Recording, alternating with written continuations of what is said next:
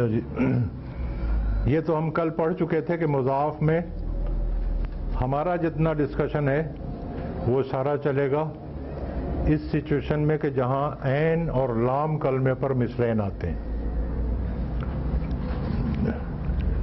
اور عین اور لام کلمے پر مثلین آنے کی تین ہی صورتیں ہیں کہ مثل اول کہہ لیں یا عین کلمہ کہہ لیں، ایک ہی بات، اور مثل ثانی کہہ لیں یا لام کلمہ کہہ لیں، ایک ہی بات ہے۔ کیوں جی، ایک ہی بات ہے نا؟ اس میں تین پاسبلٹیز ہیں۔ نمبر ایک کہ عین کلمہ ساکن ہو اور لام کلمہ متحرک ہو۔ دوسری پاسبلٹی ہے کہ عین کلمہ متحرک ہو اور لام کلمہ بھی متحرک ہو۔ تیسری پاسبلٹی ہے کہ عین کلمہ متحرک ہو اور لام کلمہ ساکن ہو۔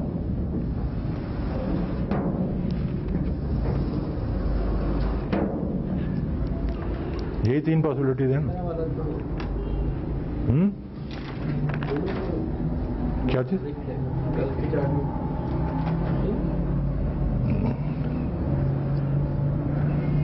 تو اس میں سے یہ دو سچویشنز ہیں، یہ ہم کل پڑھ چکے ہیں۔ کیوں جی، پڑھی تھی کہ نہیں؟ کہ مثل اول یعنی عین کلمہ ساکن ہو اور لام کلمہ متحرک ہو تو ہم ان کا ادغام کر دیتے ہیں، یہ ہم نے کہا تھا کہ نیچرل ادغام ہے۔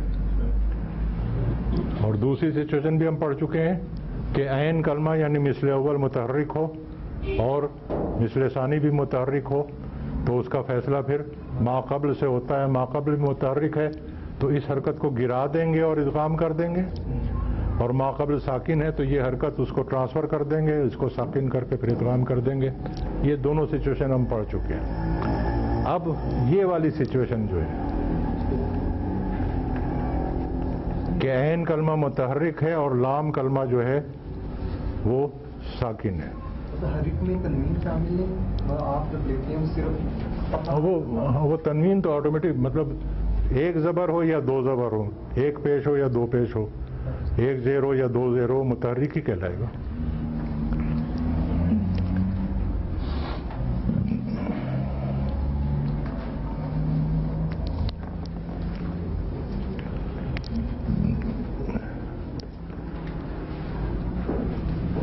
یہ دونوں ہم نے کل پڑھا تھا، اس میں تھا کہ ادغام ہوگا، چاہے آسانی سے ہو یا زبردستی کرنا پڑے، لیکن ادغام ہوگا۔ اور یہ جو سچویشن ہے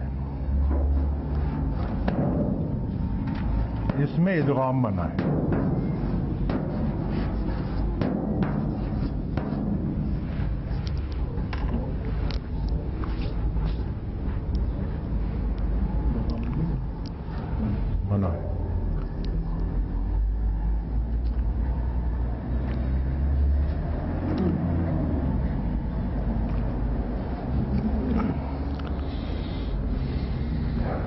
اب ایک چیز سمجھنی ہے،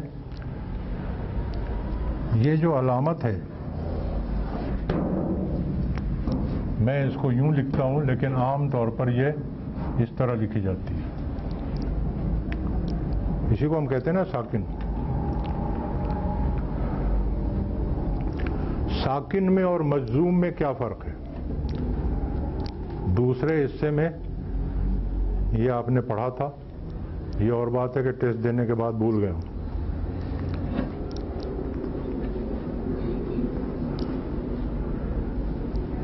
مجزوم اس کی حالت ہے اور یہ اس کا اظہار کرتے ہیں۔ ساکن جسے ہم کہتے ہیں علامت سکون، یہ تو حرکات جیسے زبر زیر پیش جسے ہم ضمہ کسرہ اور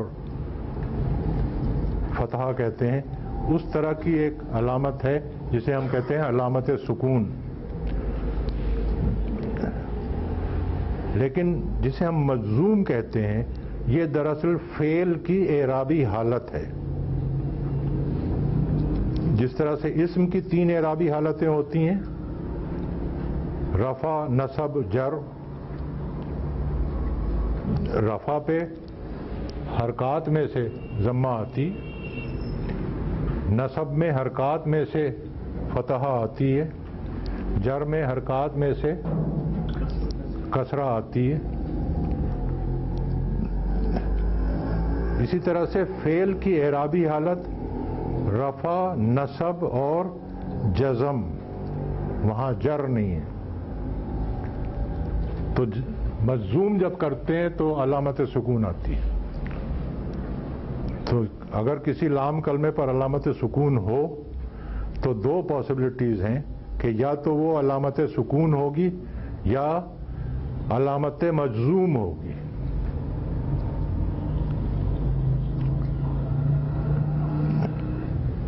یہ فرق سمجھ میں آ گیا؟ اب اصول یہ ہے، یہ یاد کر لیں، یہ جو تھرڈ سچویشن ہے کہ عین کلمہ متحرک ہے اور لام کلمہ ساکن ہے، تو وہاں ہمیں پہچاننا پڑے گا کہ یہ علامت سکون ہے یا علامت جزم ہے، یہ لام کلمہ ساکن ہے یا مجزوم ہے، یوں کہہ لیں. اگر ساکن ہے پھر تو ادغام کرنا قطعاً منع ہے، لازماً منع ہے. اور اگر لام کلمہ مجزوم ہونے کی وجہ سے اس پہ علامت سکون آئی ہے تو پھر دونوں جائز ہیں. آپ چاہیں تو ادغام کر لیں، وہ بھی ٹھیک ہے، اور ادغام کے بغیر پڑھ لیں لکھ لیں، وہ بھی درست ہے. یعنی یہ اختیاری قاعدہ ہو گیا. لیکن اگر علامت سکون لگی ہوئی ہے پھر تو لازماً ادغام نہیں ہوگا. اگر ادغام کر کے پڑھیں گے تو غلط مانا جائے گا.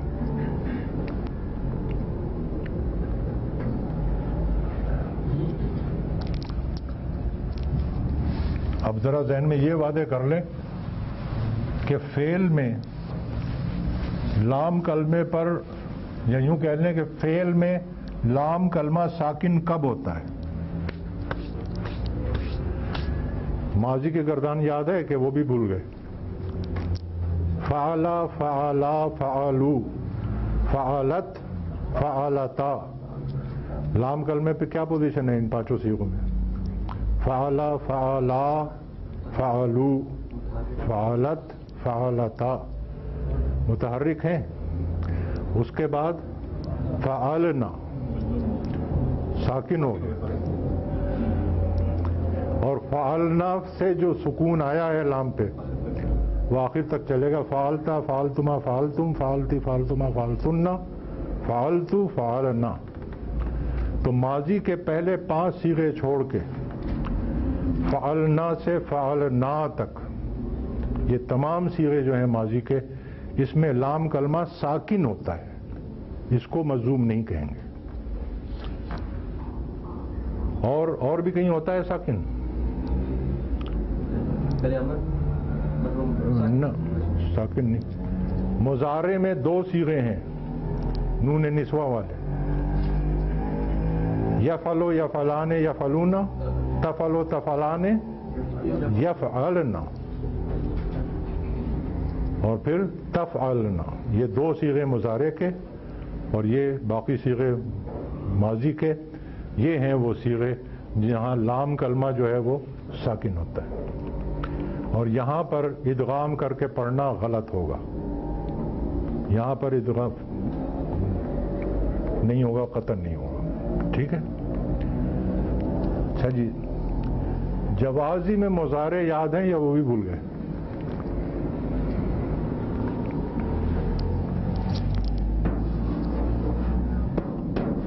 لم، لما، لام امر،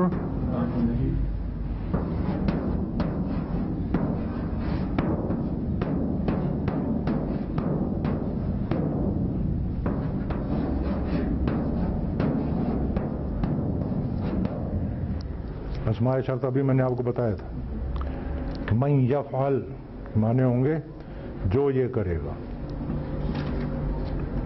یہ ہیں جوازم مضارع. ان میں سے کسی کی وجہ سے اگر لام کلمے پر علامت سکون آ رہی ہے تو اس لام کلمے کو ہم ساکن نہیں کہیں گے بلکہ کہیں گے مجزوم ہے. اور یہاں پر آپ کو اختیار ہے، چاہے آپ ادغام کر کے پڑھ لیں اور چاہے ادغام کے بغیر پڑھ لیں، دونوں درست مانا جائے گا.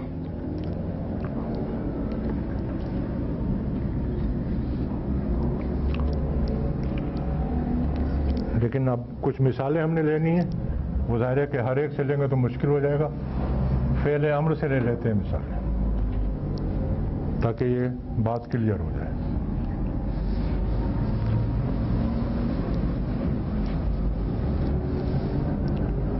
اور مطلب یہ کہ مثالیں اب ہم لے رہے ہیں کون سی؟ مجزوم والی. لیکن جہاں ادغام نہیں کرنا ہے وہ تو مسئلہ آسان ہے. چلیں اس کی بھی مثال لے لیتے ہیں. مدہ، یہ اصل میں کیا تھا؟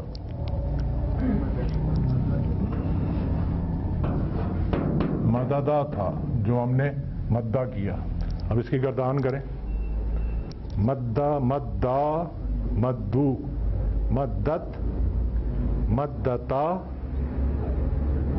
اب مدنہ کہنا غلط ہوگا، وہاں پہ ہمیں ادغام کے بغیر کرنا پڑے گا. مددنا.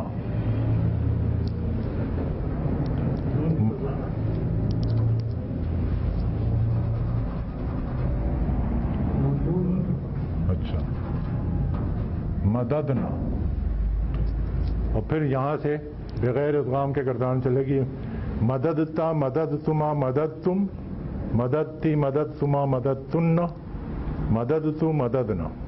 یہ سارا ادغام کے بغیر گردان ہوگی. 5 صیغے ادغام کے ساتھ ہوں گے. مدہ، مدہ، مدو، مدت، مدتا. یہ تو لازم. اب اختیاری.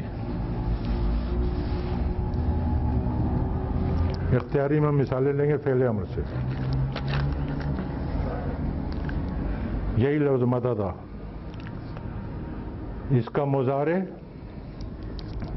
اگر ہم اصلی شکل لیں مددہ، اس کا مضارع کیا بنے گا؟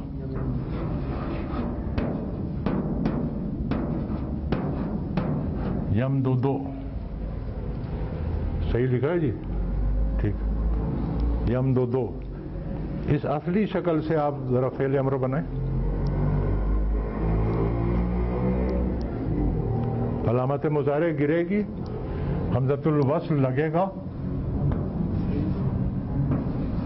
اور لام کلمہ مجزوم ہوگا. حمزۃ الوصل پہ کون سی علامت آئے گی؟ پیش. امدد.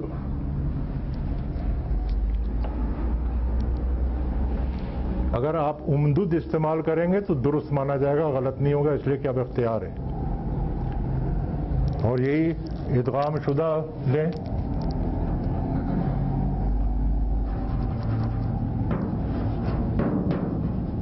مدہ،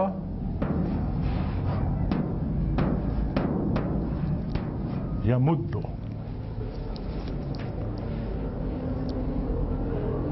کس قاعدے کے تحت ہوا ہے یہ؟ تیسرے قاعدے کے تحت. اصل مضارع کیا تھا؟ یہاں لکھا ہوا ہے یمدد. ما قبل ساکن ہے تو یہ سکون ہم نے دال کو دے دیا اور یہ حرکت میم کو دے دی تو بنا یمد. اب اس سے فعل امر بنائیں. علامت مضارع گری تو پہلا حرف جو ہے یہ متحرک ہے، اس لیے حمزۃ الوصل نہیں لگانا ہے. تو یہ اصل میں ہوا مدو. اب لام کلمے کو مجزوم کرنا ہے، اس پہ بھی علامت سکون آ گئی. اب اس کو پڑھا نہیں جا سکتا. تو اس لیے اس کو کوئی حرکت دینی پڑے گی، اور حرکت میں آپ کو اختیار ہے کہ چاہے اس کو فتحہ دے دیں، ضمہ دے دیں، کسرہ دے دیں، جو مرضی آئے دے دیں۔ تو یہ فعل امر اس کا بنے گا، مدعا بھی درست ہے، مدعو بھی درست ہے، مدعی بھی درست ہے، اور جس طرح بھی استعمال کر لیں یہ بھی درست ہے، یہ بھی درست ہے۔ لیکن یہ جو اختیار ہے تینوں میں سے کوئی حرکت دینے کا، یہ ذرا محدود ہے۔ اگر ماقبل ضمہ ہے تو آپ ان تینوں میں سے کوئی بھی حرکت دے سکتے ہیں، لیکن اگر ماقبل ضمہ نہیں ہے تو پھر آپ ضمہ نہیں دے سکتے، فتحہ کسرہ میں سے کوئی بھی دے سکتے۔ اس کی بھی مثال لے لیں۔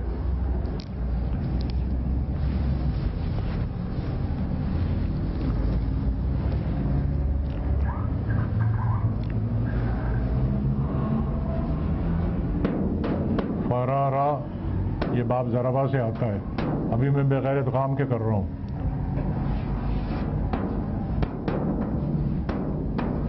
یفررو، اس میں وہی پوزیشن ہے، آپ بغیر ادغام کے مضارع سے فعل امر بنائیں، علامت مضارع گرے گی، حمزۃ الوصل لگے گا،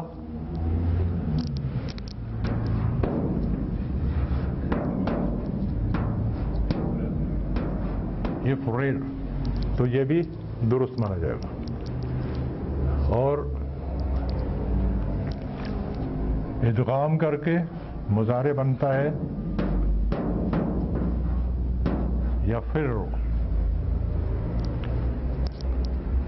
اب اس سے جب ہم فعل امر بنائیں گے، علامت مضارع گرے گی، پہلا حرف جو ہے متحرک ہے، حمزۃ الوصل نہیں لگے گا، اور اس کو جب ہم مضموم کریں گے تو پڑھا نہیں جائے گا۔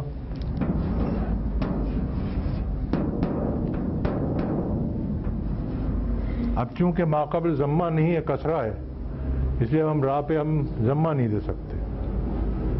یا پھر را، یہ بھی درست ہے، یا پھر ری، یہ بھی درست ہے۔ چلیے، پھر را،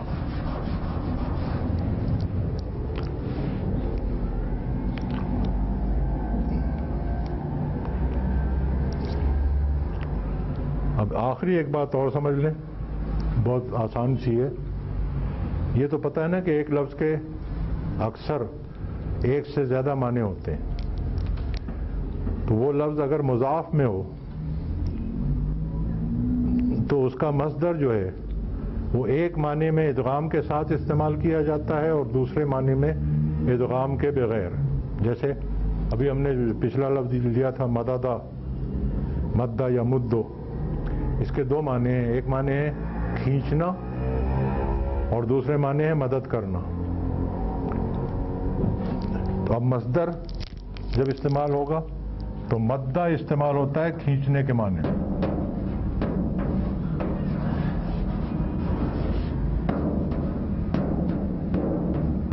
کھینچنا، اور مددہ استعمال ہوتا ہے مدد کرنا۔ اس طرح سے قصہ یا قصو، اس کے معنی ہیں قصہ بیان کرنا یا کاٹنا۔ کاٹنے کے معنی میں قصہ آتا ہے اور قصہ بیان کرنے کے معنی میں قصصہ آتا ہے۔ اس طرح سے کر لیتے ہیں۔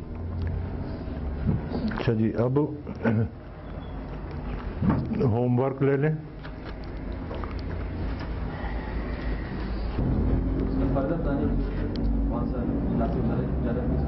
نہیں، بس اس میں ذات میں تو کافی۔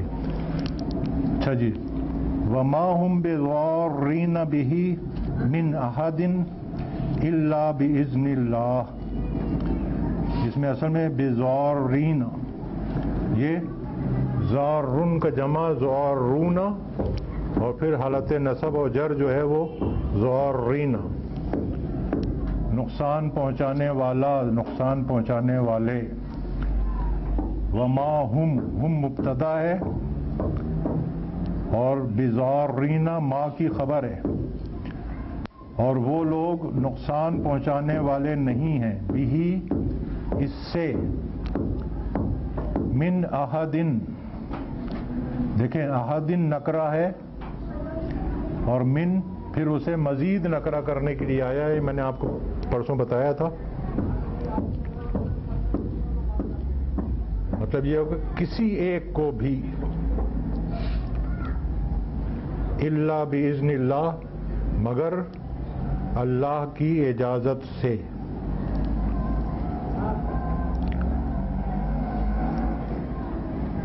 ومن کان مریضا او علی سفر فعدۃ من ایام اخر،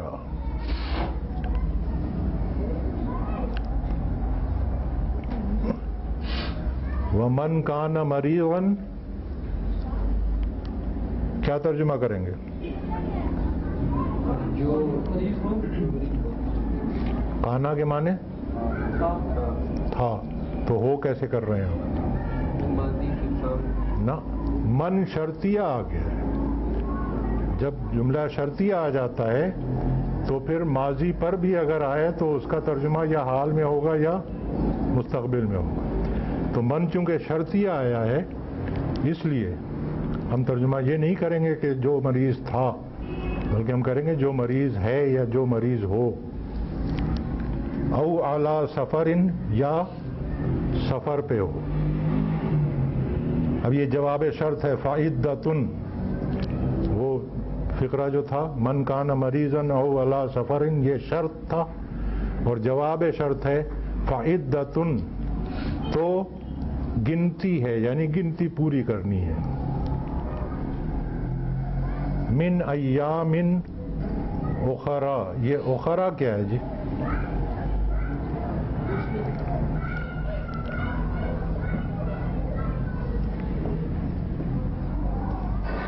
اسی لیے کہتے ہیں کہ جب تک برف نہیں پگھلے گی قرآن مجید نہیں سمجھ میں آئے گا۔ حافظ صاحب کہتے تھے کہ جب تک دماغ میں کھجلی نہ ہو کہ یہ کیا ہے، کیوں ہے، کیسے ہے، اس وقت تک قرآن مجید نہیں سمجھ میں آئے گا۔ تو میں کہتا ہوں کہ جب تک برف نہیں پگھلے گی دماغ میں کھجلی نہیں ہوگی۔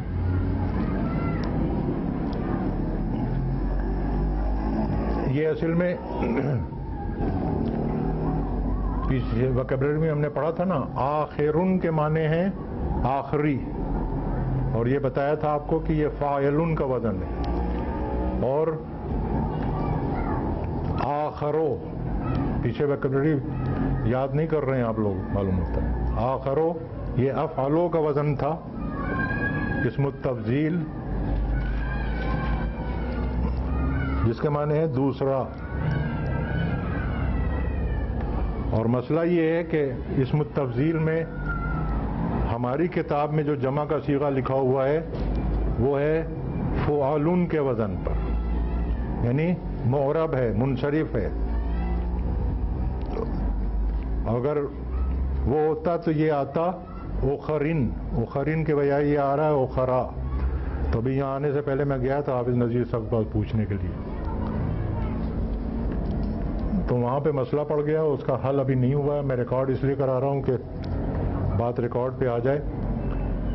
حافظ نذیر صاحب کا کہنا یہ ہے کہ افعل و تفضیل میں واحد مؤنث کس وزن پہ آتا ہے؟ فعلا، اس وزن پہ یہ بنتا ہے اخرا، اور اس کی جمع جو ہے وہ غیر منصرف آتی ہے، اخرو۔ لیکن ہم نے جو کتاب لکھی ہے وہ لکھی ہے عربی کے معلم سے، عربی کے معلم میں بھی یہ منصرف وزن لکھا ہوا ہے فعلن۔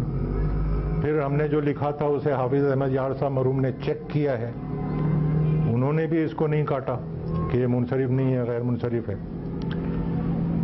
تو اس لیے اب یہ ذرا تحقیق کرنی پڑے گی کہ افعل و تفضیل کے مؤنث کا جو جمع کا وزن ہے فعلن ہے یا فعلو ہے، یعنی معرب ہے، منصرف ہے یا غیر منصرف ہے۔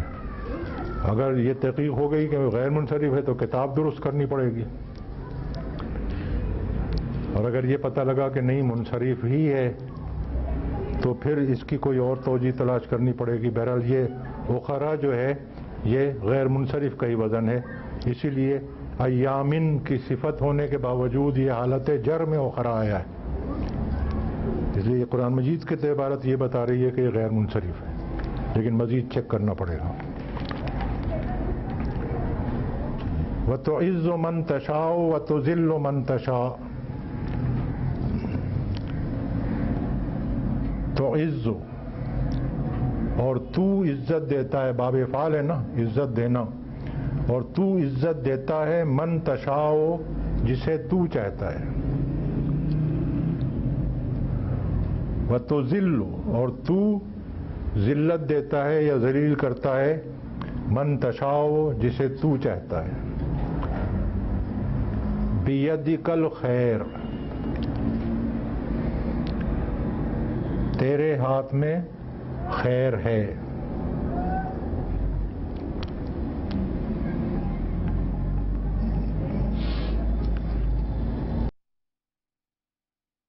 اب یہ سمجھ لیں کہ ہم نے تو یہ پڑھا تھا کہ جملہ اسمیہ میں پہلے مبتدا آتا ہے، پھر خبر آتی ہے، اس کے بعد متعلق خبر آتی ہے، لیکن وہاں یہ بتا دیا گیا تھا کہ سمپل سینٹنس کی ترتیب ہے، کمپلیکس سینٹنسز میں یہ ترتیب چینج ہوتی ہے۔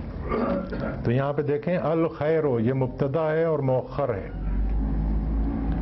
خبر اس کی محذوف ہے، الخیر واجب، الخیر ثابت، جو چاہے مان لیں، بیدک، تیرے ہاتھ میں، یہ متعلق خبر مقدم ہے۔ قل ان کنتم تحبون اللہ فاتبعونی یحببکم اللہ، یحببکم اللہ ویغفر لکم ذنوبکم۔ اب پہلے ذرا دماغ کھجلا لیں، بعد میں ترجمہ کروں گا۔ آپ لوگ ترجمے پہ زور زیادہ دیتے ہیں، جملہ سمجھنے پہ کوئی زور نہیں ہے۔ ان جو ہے یہ اپنے فعل کو مجزوم کرتا ہے، تو کہاں کیا؟ کنتم تو ویسے ہی لکھا ہوا ہے،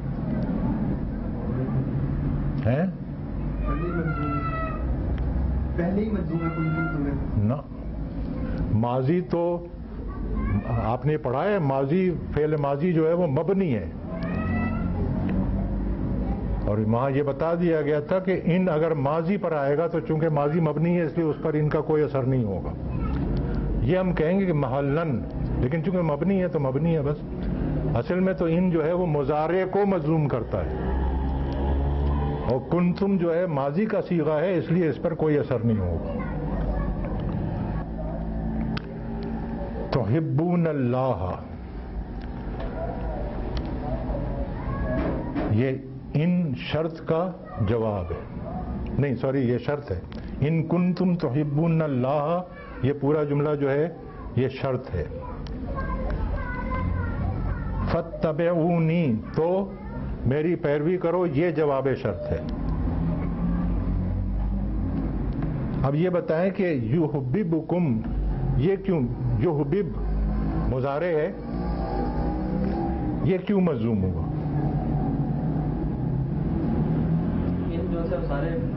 نہ، ان کا جواب شرط فاتبعونی میں آ گیا، ان جو ہے وہ ٹھیک ہے، دو کو کرتا ہے، شرط کو بھی اور جواب شرط کو بھی۔ شرط جو ہے وہ ماضی میں آئی ہے کنتم، اور جواب شرط جو ہے وہ امر میں آیا ہے۔ جواب شرط اس میں یحببکم ہے جی نہیں، فاتبعونی ہے۔ میں نے آپ کو پرسوں یا اس سے ابھی 2-3 روز پہلے بتایا تھا کہ جس طرح سے شرط کا جواب شرط مجزوم ہوتا ہے، اسی طرح فعل امر کا جواب امر بھی مجزوم ہوتا ہے۔ تو امر ہے اتبعونی، میری اطاعت، میری پیروی کرو تو اللہ تعالیٰ یہ کرے گا، یہ جواب امر ہے۔ تو یحببکم جواب امر ہونے کی وجہ سے مجزوم ہے، اسی طرح سے یغفر بھی جواب امر ہونے کی وجہ سے مجزوم ہے۔ یہ چیزیں سمجھ لیا کریں پہلے، اس کے بعد ترجمہ اٹمپٹ کیا کریں۔ ترجمہ اب آسان ہے، ان کنتم تحبون اللہ، اگر تم لوگ محبت کرتے ہو اللہ سے یا محبوب رکھتے ہو اللہ کو، فاتبعونی، تو تم لوگ پیروی کرو میری،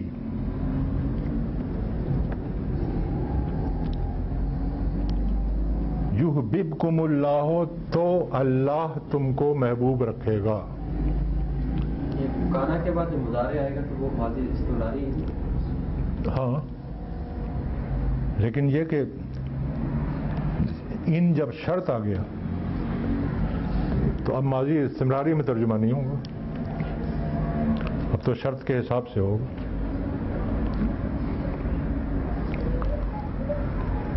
وَيَغْفِرْ لَكُمْ، اور وہ مغفرت کرے گا تم لوگوں کی، معاف کرے گا تم لوگوں کے ذنوبکم، گناہوں کو۔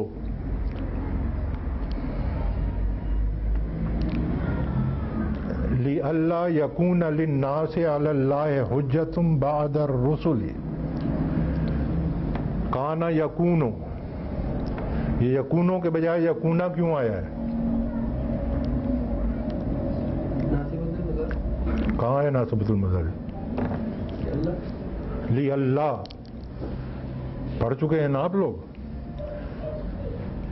ان اصل میں لفظ ہے جو نصب دیتا ہے مضارع کو، نفی میں جب آتا ہے تو اللہ بہت کم استعمال ہوا ہے، زیادہ تر لی اللہ، یہ اصل میں ہے لی ان لا۔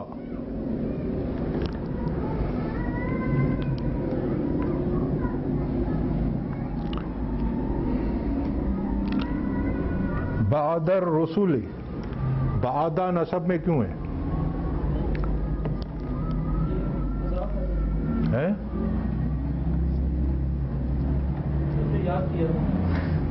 مضاف کی وجہ سے تو تنوین ختم ہوتی ہے، لام تعریف ختم ہوتا ہے۔ ظرف ہے، اسم الظرف پڑھ چکے ہیں نا آپ لوگ، ظرف نصب میں ہوتا ہے، بعدہ ظرف ہے اس لیے نصب میں ہے۔ لی اللہ یکونا، تاکہ نہ رہے، اب شرط ہے اس لیے وہ لام کئی ہے، اس لیے ہم کہیں گے تاکہ نہ رہے، للناس، لوگوں کے لیے، علی اللہ، اللہ پر، حجتن، کوئی حجت، کوئی تکرار، بعد الرسل، رسولوں کے بعد۔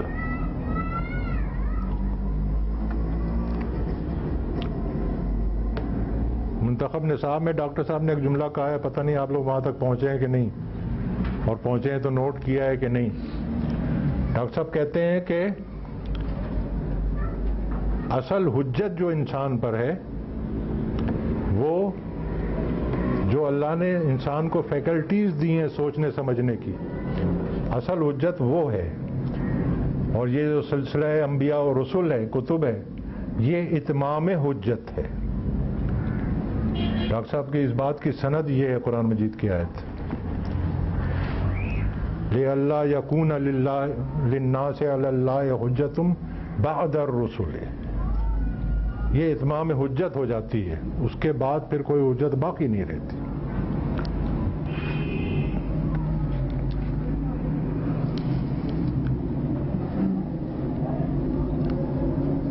وَلَا تَرْتَدُّوا،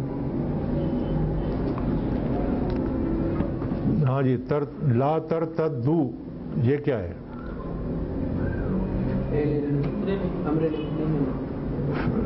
فعل نہیں، امر نہیں، فعل نہیں۔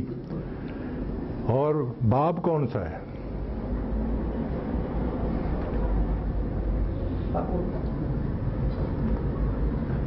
افتعل یفتعل، ارتددا یرتددو، پھر ادغام ہوگا تو ارتدا یرتدو، یرتدو سے ترتدو، اور جمع میں جائیں گے تو ترتدون، پھر لائے نہیں لگا تو نون اعرابی گر گیا تو باقی بچا لا ترتدو.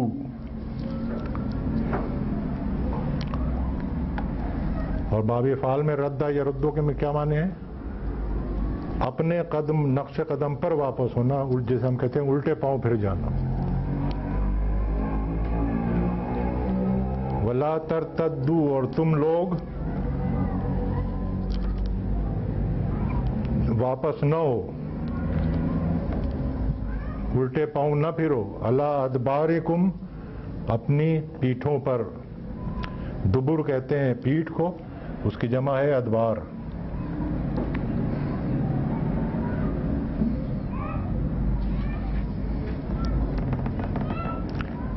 ولا تتبعوا اهواء قوم قد غلوا من قبل واضلوا كثيرا. اب اس میں دیکھیں لا تتبعوا، یہ کیا ہے؟ فعل نہیں ہے. باب کون سا ہے؟ افتعال. تبع یتبع سے باب افتعال. اتبع یتبع، پھر ادغام ہوگا تو اتبع یتبع. اور مخاطب کا صیغہ جمع میں تتبعون، پھر لائے نہیں لگی تو نون اعرابی گرا، لا تتبعوا.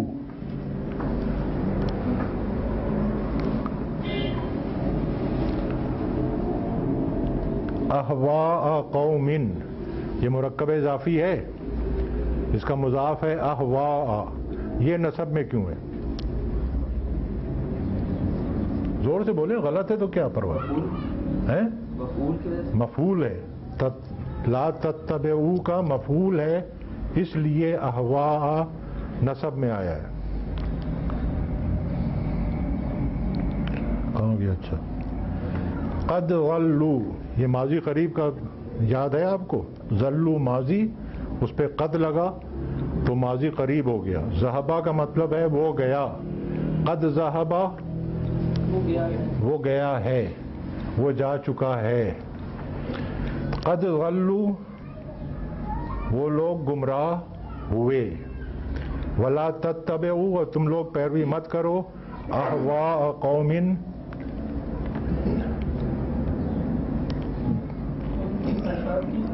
ایک منٹ. نکرہ موصوفہ اور نکرہ مخصوصہ پڑھ چکے ہیں آپ لوگ کہ نہیں؟ نہیں. سمجھ لیں،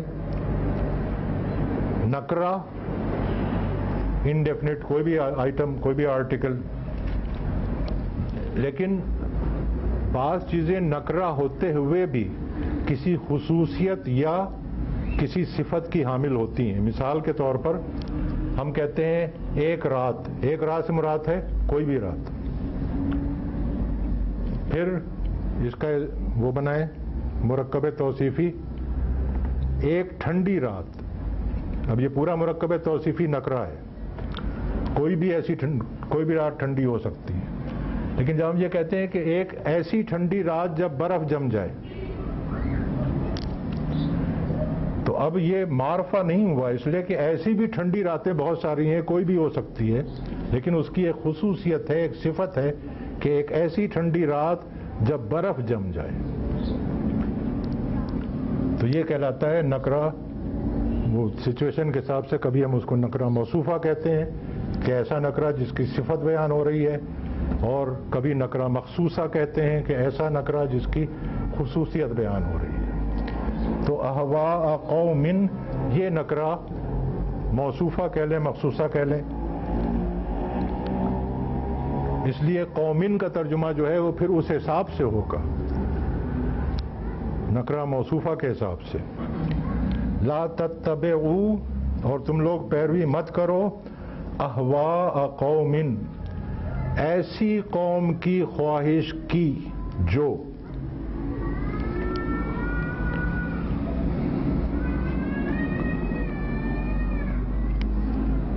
قد غلو، یہ قوم ان کی صفت آ رہی ہے یا خصوصیت آ رہی ہے، جو گمراہ ہو چکی ہے.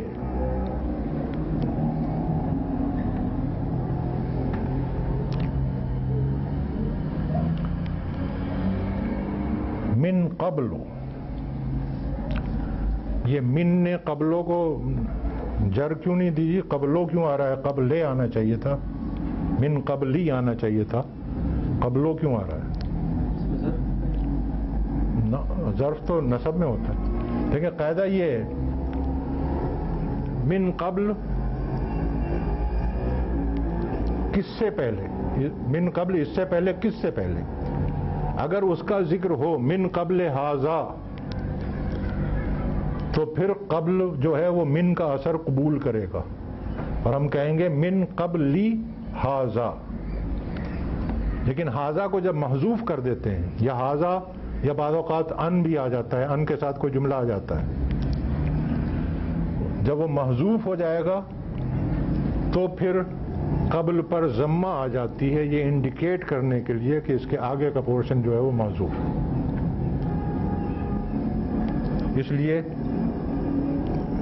اسی طرح من بعدی بھی آئے گا اگر بعد کے بعد کا ذکر ہے، من بعدی ھذا. لیکن اگر وہ ھذا یا ذالکا یا جو ان جو بھی ہے وہ محذوف ہے تو پھر من بعدو آئے گا، پھر من بعدی نہیں آئے گا. من قبلو، من بعدو اس طرح استعمال ہوتے ہیں. تو یہ من قبلو کے بعد کا جو زمانہ ہے وہ محذوف ہے، یہاں ذکر نہیں ہے اس کا، اس لیے قبلوں پر ضمہ آئی ہے. من قبلو اس سے پہلے، ترجمے میں بہرحال ہمیں لانا پڑے گا اس سے پہلے.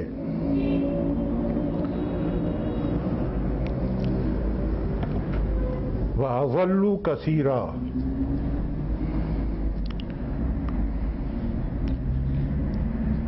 اور اضلو کے ساتھ اگر قد کو محذوف مان لیں، مانا جا سکتا ہے تو ترجمہ ہوگا اور ان لوگوں نے گمراہ کیا ہے بہتوں کو، یہ بھی درست ہوگا. اور اگر ہم قد کو محذوف مانے بغیر ترجمہ کریں تو سیدھا ترجمہ ہے اور انہوں نے گمراہ کیا بہتوں کو، یہ بھی درست ہوگا.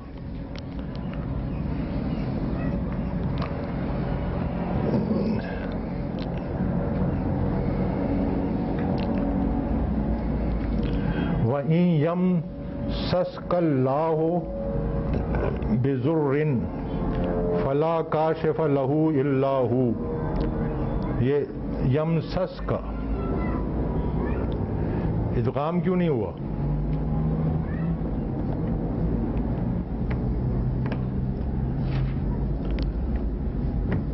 لگتا ہے روزانہ آپ لوگ غسل خانے میں وہ شعر گنگناتے ہیں ضرور، جو پڑھا لکھا تھا نیاز نے اسے صاف دل سے بھلا دیا. ابھی 2 روز پہلے آپ نے پڑھا ہے کہ اگر مضارع مجزوم ہو، ساکن اور مجزوم کا فرق پڑا تھا. ساکن میں تو ادغام نہ کرنا لازمی ہے، اور مضارع مجزوم آ جائے، اگر کوئی عامل جوازم میں سے آ جائے تو ادغام کے ساتھ بھی استعمال کر سکتے ہیں اور ادغام کے بغیر بھی استعمال کر سکتے ہیں، دونوں جائز ہیں. تو یہاں ان جو ہے یہ جوازم مضارع میں سے ہے، اس لیے اختیاری طور پر ادغام کے بغیر آیا ہے. ان یمسسک اللہ بضر فلا کاشفا. کاشفا کیا ہے جی؟ پہلے تو یہ بتائیں یہ کون سا اسم ہے، فعل ہے؟ اسم ہے، فاعلن کے وزن پر بنتا ہے کاشفن. تو سوال یہ ہے کہ یہاں پر نہ تو لام تعریف ہے اور نہ تنوین ہے، یا تو ہوتا یہ الکاشفہ یا پھر ہونا چاہیے تھا کاشفن. دونوں چیزیں غائب ہیں. کیوں؟ لائے نفی جنس پڑھا ہے آپ لوگوں نے؟ اچھا. اور لام جنس پڑھا ہے؟ سرسری سے پڑھا تھا، پھر غسل خانے میں گنگنا لیا. اچھا دیکھیں، ایک ہوتا ہے لام جنس جس میں کہ جس چیز کا ذکر ہو رہا ہے اس جنس کی جتنی بھی چیزیں ہیں سب کا احاطہ کرتا ہے وہ لام، اس کو کہتے ہیں لام جنس، اور اس میں اور لام تعریف میں کوئی فرق نہیں ہے، یعنی ان کے استعمال میں فرق جو ہے وہ عبارت کے مفہوم سے پتہ لگتا ہے. جیسے الحمد پہلے ہی ہے نا، الحمدللہ، الحمد، اس پہ لام تعریف مان کے ترجمہ کریں مطلب ہوگا کہ کوئی خاص حمد جو ہے وہ اللہ کے لیے ہے. تو سوال یہ کہ باقی کس کے لیے؟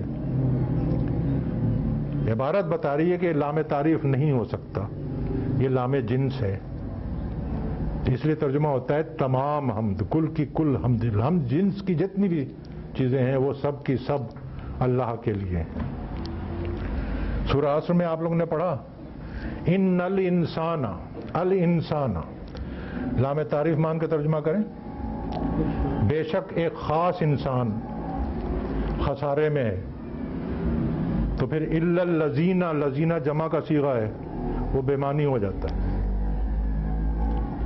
معلوم ہو گیا کہ یہ الانسانہ جو ہے یہ لام جنس ہے، تمام کے تمام انسان، انسان جنس کے جتنی بھی چیزیں، یہ تو ہے لام جنس.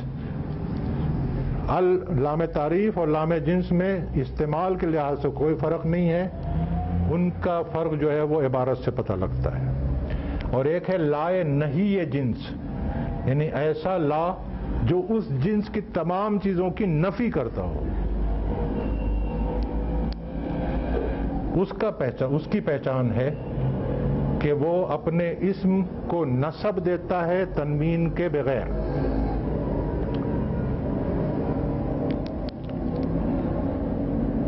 جیسے ذالک الکتاب لا ریب فیہ، اب ریبن لفظ ہے،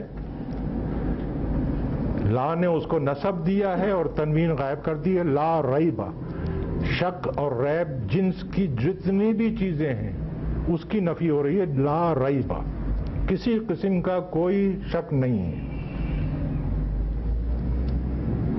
تو یہ لا کاشفہ، یہ لائے نفی جنس ہے، کسی قسم کا کوئی کھولنے والا، کوئی پیر، کوئی بزرگ نہیں ہے، کوئی کھولنے والا نہیں ہے. اس لیے یہ نسب میں ہے بغیر تنوین کے، اس لیے کہ اس سے پہلے لائے نفی جنس آیا ہے. اب آپ ترجمہ کریں گے تو آپ کے مطلب سمجھ میں آئے گا.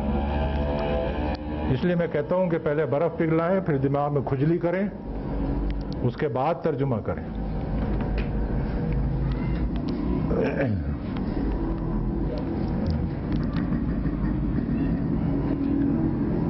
این یمسسک اللہ، اگر چھوا دے تجھ کو اللہ، اگر ٹچ کر دے، مسا یا مسو کے معنی ہے ٹچ ہو جانا، چھوا دینا.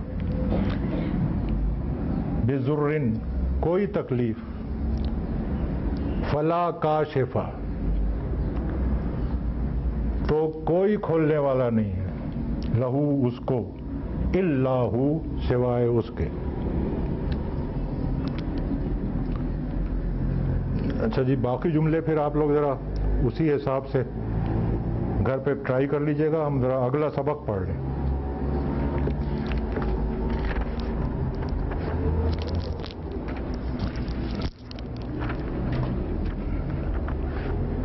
اب اس کو بند کر دیں، میں بلیک بورڈ پہ جو لکھ رہا ہوں اس کو آپ کو نوٹ کرنے کے لیے ٹائم دے دوں گا.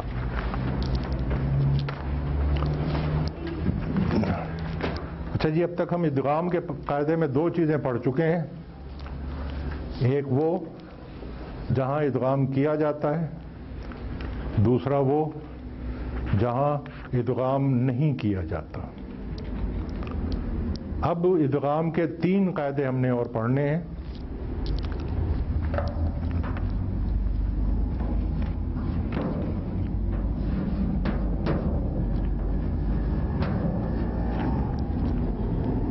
لیکن یہ قاعدے جو ہیں ان کا ایریا آف آپریشن جو ہے وہ بڑا لمیٹڈ ہے، یعنی ان قاعدوں کا تعلق خاص ابواب سے ہے.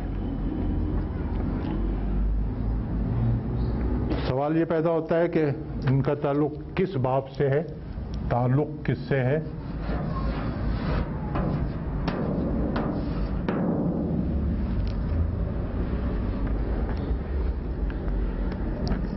پھر سوال یہ ہے کہ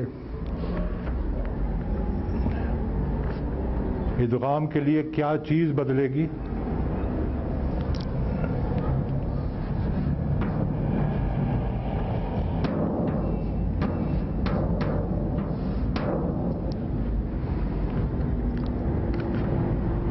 اور یہ تبدیلی کب ہوگی؟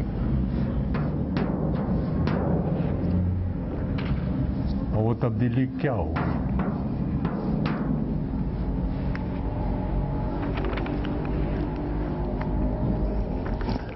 پہلا قاعدہ جو ہے اس کا تعلق باب افتعال سے، دوسرے قاعدے کا تعلق بھی باب افتعال سے، اور تیسرے قاعدے کا تعلق تفاعل اور تفاعل سے۔ یعنی پہلا قاعدہ جو ہم پڑھیں گے اس کی اپلیکیشن صرف باب افتعال پہ ہوگی، دوسرا قاعدہ جو پڑھیں گے اس کی اپلیکیشن بھی صرف باب افتعال پہ ہوگی اور کہیں نہیں ہوگی، اور تیسرا قاعدہ جو پڑھیں گے اس کی اپلیکیشن باب تفاعل اور تفاعل میں ہوگی اور کہیں نہیں ہوگی۔ اب ان تینوں ابواب میں کامن فیکٹر تا ہے، تینوں میں تا آتی ہے۔ مزید فی کے اور تمام باب دیکھ لیں، افعل یفعل تا نہیں ہے، فعل یفعل فعل یفعل نہیں ہے۔ اس کے بعد تفعل میں تا آتی ہے، پھر تفاعلوں میں تا آتی ہے، پھر افتعال میں تا آتی ہے، اور اس کے بعد پھر غائب ہو جاتی ہے۔ نہیں، اس تفعل میں بھی آتی ہے، لیکن بہرحال وہ اس میں شامل نہیں ہے۔ تو جو چیز تبدیل ہوتی ہے وہ ہے ان ابواب کی تا، اس میں تبدیلی آتی ہے۔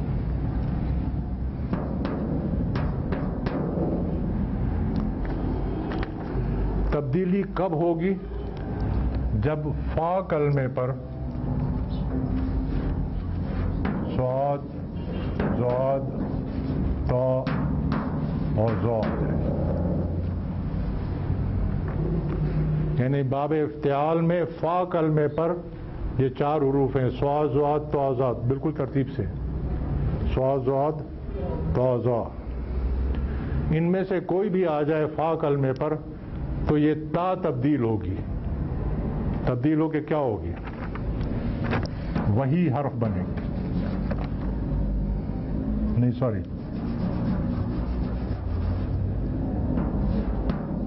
تو پھر تا جو ہے وہ تا میں تبدیل ہو جائے گی، چاہے سواد آئے، زواد آئے، تو آئے، زوا آئے، تو تا جو ہے یہ تو میں تبدیل ہو جائے گی۔ جیسے چلیں یہیں رکھ لیتے ہیں،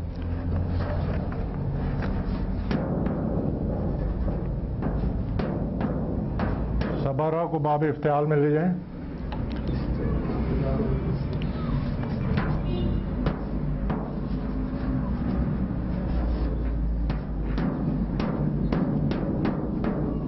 استبرہ، تو یہ کس طرح لکھا جائے گا؟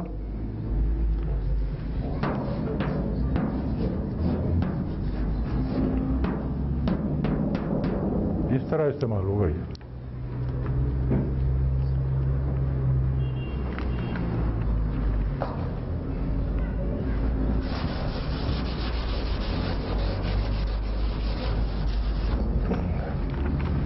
دوسرا لفظ ہے ضرارہ، جس کو ہم کہتے ہیں ذرہ، اس کو باب افتعال میں لے جائیں۔ اس طرح پھر استعمال کس طرح ہوگا؟ اضطر،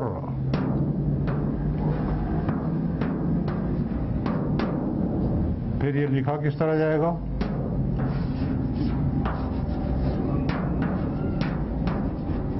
اضطر،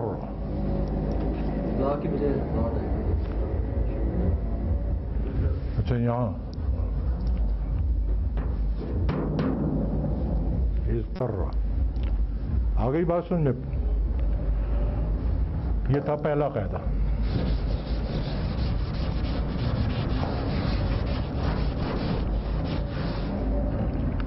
دوسرا قاعدہ کا تعلق بھی افتعال سے ہے. اس میں بھی تا چینج ہوتی ہے. کب ہوتی ہے؟ جب دال زال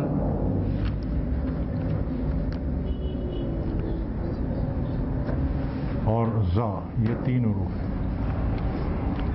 یہ آ جائیں. اور پھر چینج کیا ہوگا؟ اس وقت تا جو ہے باپ کی وہ وہی حرف بنے گی. جو حرف آیا ہے تا جو ہے وہ اسی حرف میں چینج ہوتی ہے. جیسے ذکرہ اس کو باب افتعال میں لے جائیں. از تکرا. قاعدہ کیا ہے کہ اب تا جو ہے یہ اسی حرف میں چینج ہوگی تو یہ بنے گا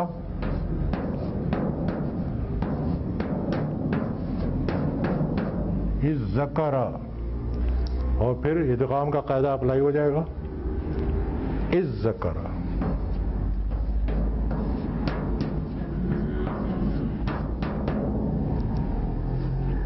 آگئی بات سنیں.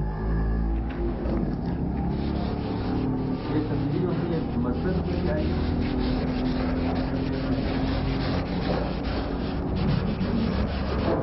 پہلے یہ قاعدہ پورا کر لیں پھر میں آپ کو بتاتا ہوں. اس کا سمپل طریقہ ہے لکھیں اور دیکھیں قاعدہ اپلائی ہوتا ہے کہ نہیں.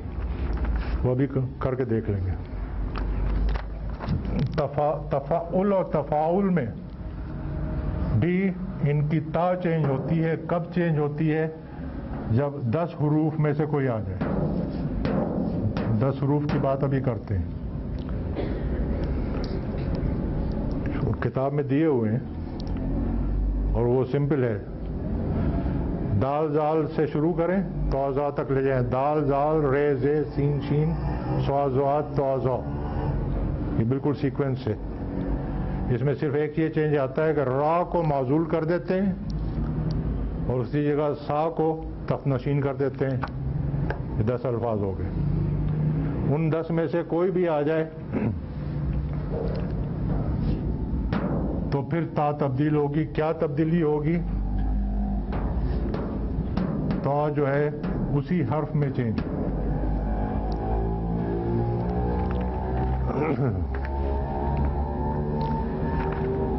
اور اس کی مثال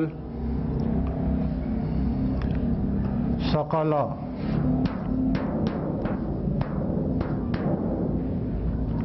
اس کو باب تفاعل میں لے جائیں.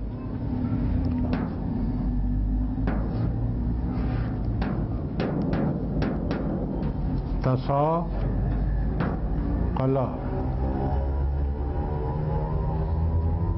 سوری ماضی لائے نا ماضی ہی بنانا. تساقلا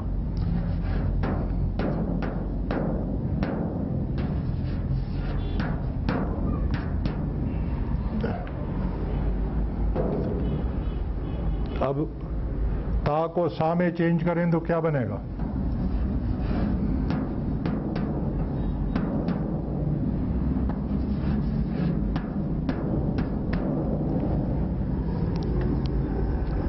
اب کوئی قاعدہ یاد آ رہا ہے؟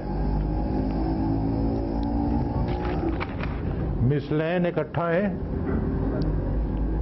دونوں متحرک ہیں تو پھر کیا کرنا ہے؟ پہلے کو ساکن کرنا ہے. اب جب ہم پہلے کو ساکن کریں گے تو پڑھیں گے کیسے؟ پھر حمزۃ الوصل لگا کے پڑھنا پڑے گا اور ادغام کر کے یہ کہلایا جائے گا